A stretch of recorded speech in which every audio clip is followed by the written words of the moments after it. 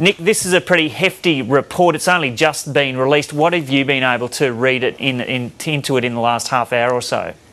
Yeah, look, so far what we've managed to get is that there are some criticisms of the way that the process was handled. Certainly, the Auditor-General is suggesting that there were certainly far too many elements of complication that both parties had to go through.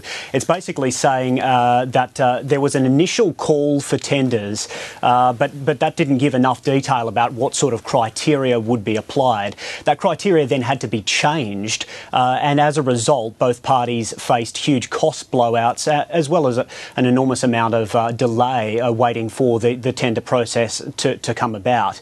It did find, importantly though, Joe, that it seems to confirm reports that we had last year that twice a committee had recommended that Sky News be given the contract. A steering committee initially recommended that Sky News get it, and then again. The decision was taken away from Kevin Rudd and given to Stephen Conroy, but it also suggests that Kevin Rudd did try to keep the decision with his department, and he thought Dennis Richardson, the head of his department, would be a better decision maker on that. Curiously, it does hint that there were some anomalies in the way that the tender process was changed. Although it's not explicit, it says that the decision to change the process so that the contract could be basically awarded to someone other than Sky News, even though it had been recommended as the best bidder, is noteworthy. And it also goes on to explain some of the process by which the tender was scrapped. Now, the government scrapped the tender process altogether after all of this because there'd been so many leaks, and it then awarded the contract to the ABC for good.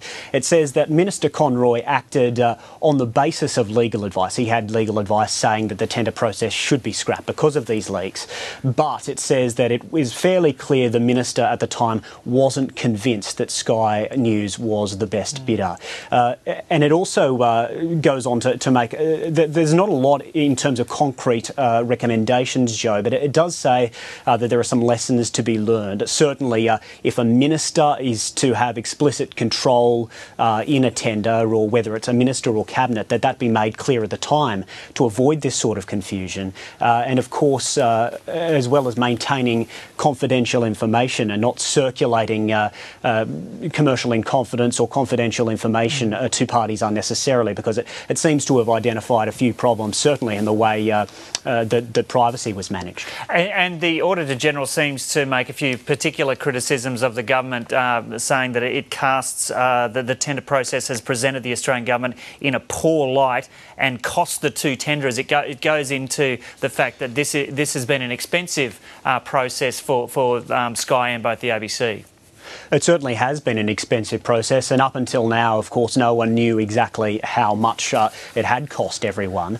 But Sky has estimated that it cost them around $1.4 million. Interestingly enough, it spent around 3 times the amount that the ABC spent on the bid. The ABC devoted around $475,000 to the bid, and DFAT itself incurred a significant cost in this as well. Now, even before this report was handed down, it's emerged that the government has agreed to pay Sky some compensation. At the time, Sky said that it would be pursuing that, and a case has been made and granted even before the handing down of this report.